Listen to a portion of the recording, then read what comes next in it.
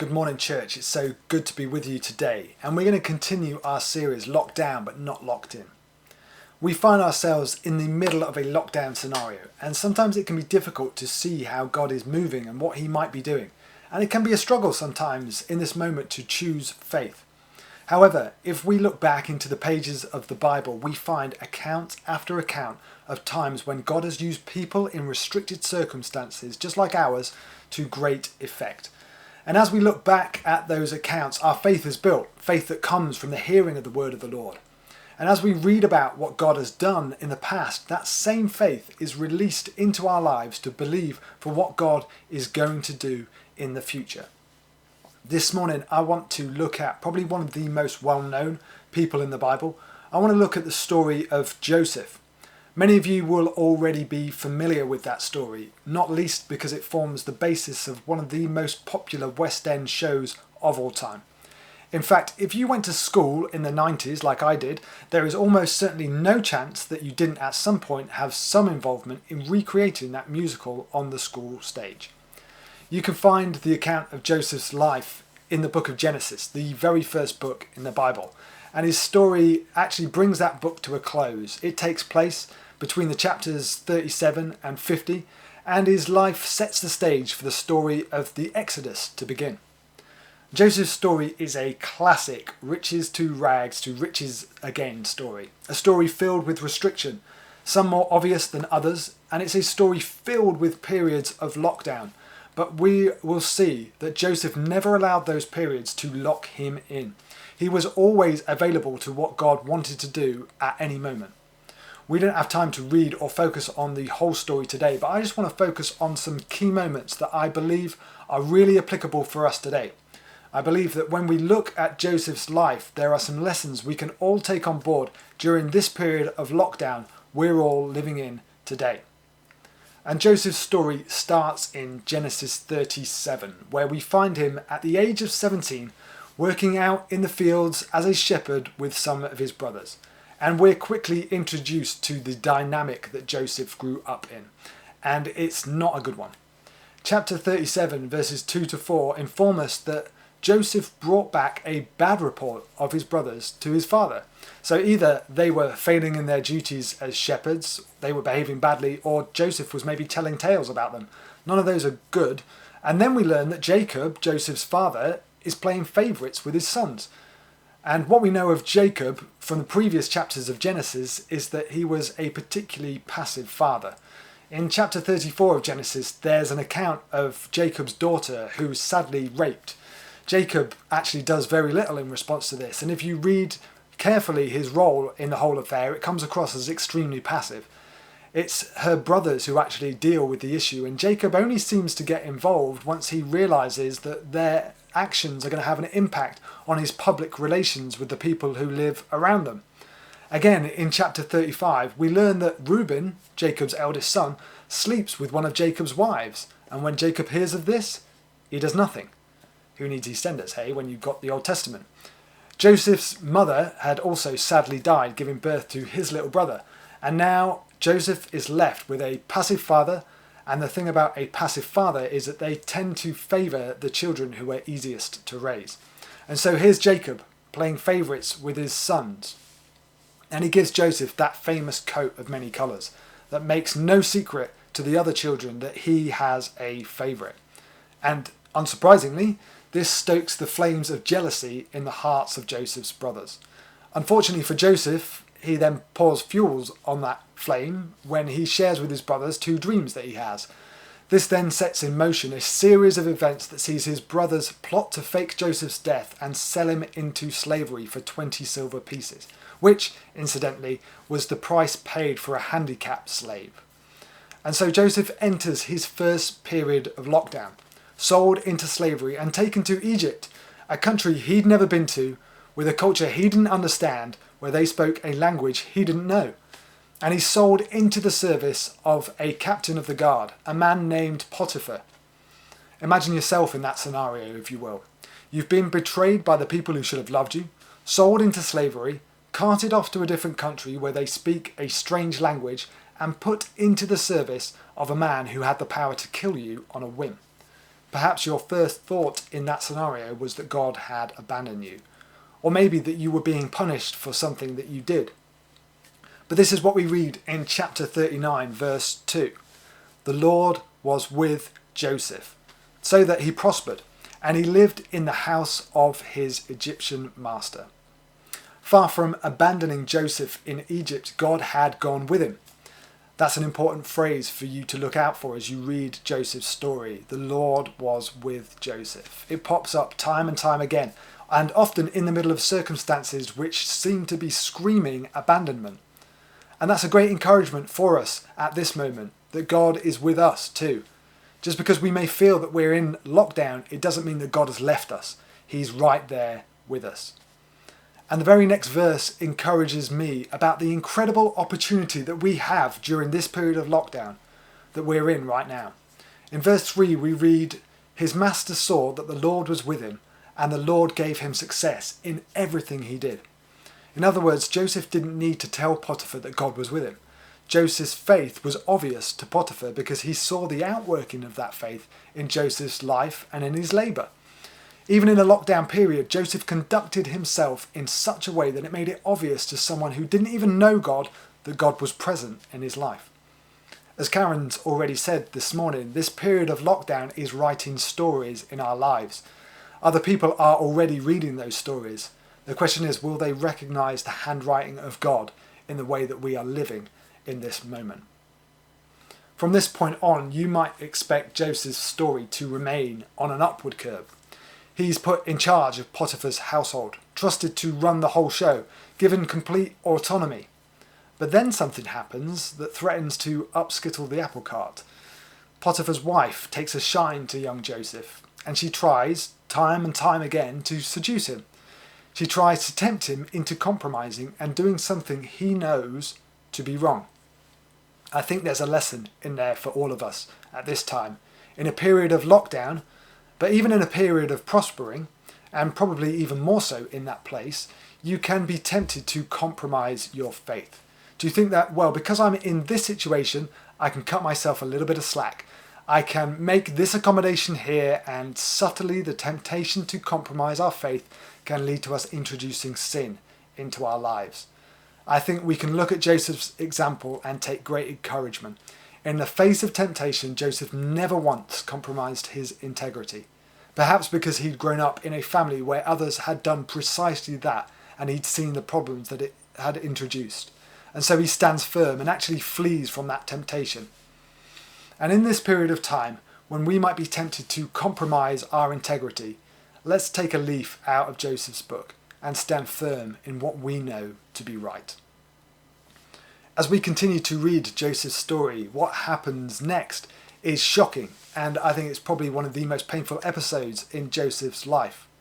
William Congreve wrote the famous words, "Heaven has no rage like love to hatred turned, nor hell no fury like a woman scorned." And when Joseph continually rebuffs Potiphar's wife's advances, she flings a false accusation of a attempted rape at him. Now, false accusations hurt at the best of time, and all the more so for such a heinous crime as rape. But consider Joseph, who as a boy saw that very thing happen to his own sister. How much more must it have hurt him to be accused of the same crime that was so savagely inflicted upon her? And so Joseph is thrown into jail, left to rot. Again, it might be tempting to believe that a downturn in fortunes meant that God had removed his hand from Joseph, that his blessing had been withdrawn, particularly after Joseph did the right thing and still got punished. But here I'm drawn to the word from 1 Peter 2, verses 19 to 20. For it is commendable if someone bears up under the pain of unjust suffering, because they are conscious of God. But how is it to your credit if you receive a beating for doing wrong and endure it?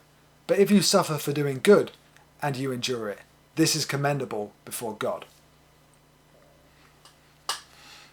And then we're drawn back to Genesis 39, verse 20. Joseph's in prison, and we read again those beautiful words, "But the Lord was with Joseph." Once again, we see that the presence of suffering does not mean the absence of God. God was with Joseph in the pit, he was with Joseph in Potiphar's service, and he is with him now in the prison. And while he's in prison, the same thing happens to Joseph as happened to him in the service of Potiphar. The keeper of the prison saw how Joseph lived, how he responded to his situation, and placed him in charge of everything that went on. It would have been easy for Joseph to feel abandoned, but even here in the prison, he lived in the presence of God. And because his relationship with God came above feelings of revenge, or of abandonment, or of self-pity, God was able to use him in strategic and significant ways. We're not told how much time then passes, but at some point, the Pharaoh falls out with his baker and his cupbearer, and they end up in the same prison with Joseph. Now they both have dreams, and Joseph goes to them in the morning and he finds them both looking dejected, and he asks them why. And when they respond it's because of these dreams, Joseph offers to interpret them. And this kind of blows my mind a little bit, because the last time Joseph got involved with talking about dreams, it kicked off a process that led to this point of imprisonment. But it's a remarkable testament to Joseph's positive attitude. When you go through a lockdown experience, whether that's a literal one, like Joseph, or a more metaphorical one, the biggest test of that experience is the test of attitude. It would have been so understandable, given the circumstances, for Joseph to develop a victimhood mentality, a bad attitude. But here he is, in the middle of that circumstances, displaying a positive attitude. And the thing about a positive attitude is that it will allow you, even in a period of lockdown, to know that you are not locked in. It will show you opportunities for ministry that you would never have touched with a 10-foot barge pole without it. And so Joseph interprets the dreams of those two men. He tells the cupbearer he's going to be restored, and the baker he'll be executed. There's that integrity again, speaking the truth, even though it isn't perhaps what the baker wanted to hear. And while Joseph is sharing with the cupbearer, he makes this one request. When you are restored, bring my case before Pharaoh, that I may get justice. Both dreams come to pass, just as Joseph said. The baker is executed and the cupbearer is restored. And at this point, Joseph must have felt a warmth of hope swell up inside of him. He's just interpreted these dreams exactly right. They've come to pass just as he said they would. Any moment now, the cupbearer is going to mention him to Pharaoh and he'll be freed. And then we read the heartbreaking words of chapter 40, verse 23. The chief cupbearer, however, did not remember Joseph. He forgot him. The next chapter says that Joseph remained in prison 2 whole years. The text seems to labour the point there. 2 whole years, 2 long years. Though he'd done nothing wrong, though he'd told the truth, though he'd maintained a positive attitude and specifically been asked to be remembered, he'd been forgotten. At this point, it must have felt like Joseph had reached rock bottom, the lowest point of his life. But in every trial, there is an opportunity to trust. And C.S. Lewis once wrote, God whispers in our pleasures, speaks in our conscience, and shouts in our pains. And history is replete with stories of those whose struggles and scars have formed the foundation of their successes. And in their hardships, they gained what they needed to achieve greatness. 1 Peter 1, verses 6 to 7 says, In all this you greatly rejoice, though now for a little while you may have had to suffer grief in all kinds of trials. These have come so that the proven genuineness of your faith, of greater worth than gold, which perishes even though refined by fire, may result in praise, glory, and honour when Jesus Christ is revealed. The process of discovering, recovering, processing, purifying, and shaping gold is a lengthy and painstaking one. And afflictions, sufferings, trials, and periods of lockdown are all gold in the making in the lives of the children of God. Job was another man in the Bible who suffered greatly, though even in the midst of that suffering, he says this in Job chapter 23, verse 10, But he knows the way that I take. When he has tested me, I will come forth as gold. There are periods in that process of refining where it may seem like nothing is happening. Like it's just wait. But it only seems that way. In reality, we are being strengthened. We are being established. We are being affected, and we are being refined into pure gold, from one degree of glory to another. While we are waiting on God, God is working on us. That's what's happening. While we can't see it, while we can't perhaps feel it, God is working. For the present, it may mean nothing. For the future, it will be everything. And finally, those 2 long years pass, and Pharaoh has a dream, and the cupbearer is reminded of Joseph, who is brought before Pharaoh. And where all the wise men of Egypt have failed to interpret the dreams, Joseph, recognizing again that God has never left him, not in the pit, or in Potiphar's service, or in the prison, nor now in the palace, says that God will interpret those dreams through him. And Joseph interprets the dreams and details what's going to happen and how Egypt might navigate the next 14 years. And after he had finished explaining all this, Pharaoh stands up and says in chapter 41, verses 39 to 40, "Since God has made all this known to you, there is no one so discerning and wise as you. You shall be in charge of my palace, and all my people are to submit to your orders. Only with respect to the throne will I be greater than you." Pharaoh looked at the man before him, and he saw the gold produced by a life refined by God. Joseph had been lifted from the pit to the pinnacle, from the prison to the palace, via the process God had used to perfect what was within him, but would not have come forth from him had he not gone through the trial. When the lockdown was lifted on Joseph's life, he had been refined and brought forth as pure gold. He had become a person of greater stability, deeper quality, and profound character. And all through the process, Joseph recognized that God had never left his side. And he was able to declare to his brothers, as a much older man looking back on his life, "You intended to harm me, but God intended it for good, to accomplish what is now being done, the saving of many lives." In this lockdown period, let's draw encouragement from Joseph's story. Even in the hardest days, when all feels like we're doing is waiting, we know that as God was with Joseph, so he is with us, and he is working. Let's maintain a positive attitude and hold steadfast to the promises of God that are all yes and amen in Jesus. He has never left us. He never will. He is at work right now within us. Let's not allow our integrity to be compromised by this period, but let's allow this hardship to drive us to a greater desire for holiness in our lives. We may be in lockdown, but we are not locked into the person that we used to be. Let's choose to view this period not as one of confining, but one of refining. Allow God to bring forth the gold that's within you. And as this lockdown period lifts, I want to tell you to prepare yourself to be promoted into places of strategic significance as God prepares to shake the earth with the greatest revival we have ever seen. What was intended to harm us, God is turning to his intention to accomplish what will be done, the saving of many lives.